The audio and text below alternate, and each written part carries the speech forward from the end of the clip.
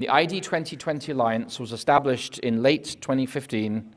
It was a global private partnership to implement a global digital ID scheme in order to fulfill Sustainable Development Goal 16.9. In summary, what that scheme is, you see it on the screen there, the goal of SDG 16.9, Sustainable Development Goal 16.9, and the 2020 Alliance, which is a legal entity. They have a website. You can read what they're doing there. None of this is being done in a hidden manner, because most people don't follow these things. The real goals are threefold. Number one is to empower a new global governance regime.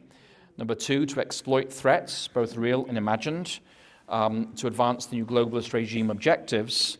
And the third goal, or the third implication of this, is to force an unwarranted, unwelcome, centrally controlled global system of digital ID upon all of humanity.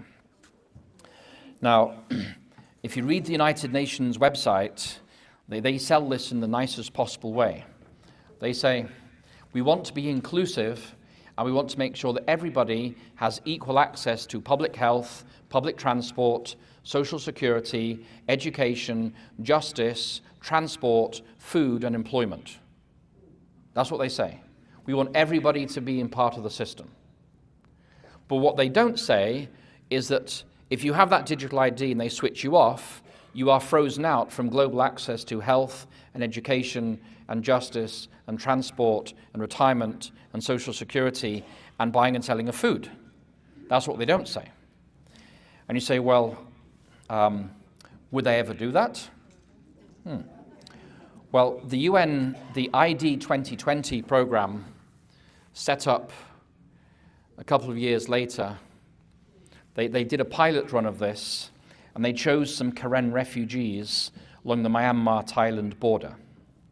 And the International Rescue Committee, that a well-known international NGO, and a partner called I Respond, they rolled out biometric IDs for all the newborn children in the Karen refugee population along the Myanmar-Thailand border.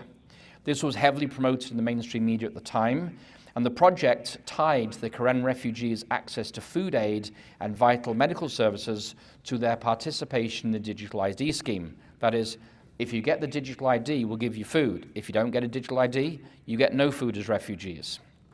Participation was voluntary, so said the aid agency, but they made it clear that the refugees' vaccination status would be incorporated into their digital IDs.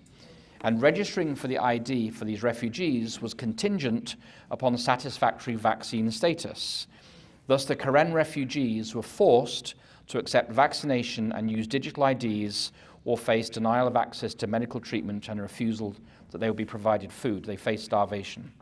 So this was piloted with a vulnerable refugee population just before the pandemic. And there is no doubt that the core members of ID 2020 know exactly what they're doing. There was a famous article published in 2018 by Microsoft in their internal chat boards.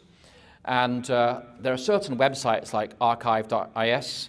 You can go back and look at every website in human history. So these things can't be hidden. And this is a famous article. It was called Microsoft are part of the ID 2020 Alliance, Universal Digital ID and You. And so the title, this was written in 2020, says, last year Microsoft joined ID 2020, a global alliance whose goal is to create universal digital identities for everyone. What are the social, economic, and ethical implications of such an initiative? Well, the article goes on to discuss how this is going to work, and then it discusses how will a global digital ID system affect those who don't, say, go along with the dominant narrative. They discussed it in their article. And the article goes on to say, near the bottom, it says, as more and more transactions become digital in nature and are built around a single global identification standard supported by Microsoft, the question of who will govern this evolving global community and economy becomes relevant, especially since non-participants in the system would be unable to buy or sell goods or services. So there you have it. Even the people in the ID 2020, Microsoft, this internal discussion chat board, became quite notorious, this particular discussion, that non-participants in the digital ID system will be unable to buy or sell goods or services. Does that sound familiar to anybody here today? All right, so these things are happening in front of our eyes. We're not just watching a monetary reset, we're watching a push for a digital reset for every person on planet Earth. When the UN globalist regime talks about inclusion, in reality they're building a global digital ID system that is inherently exclusionary, and it can punish critics or silence dissident voices by simply cutting them off from the digital ID system.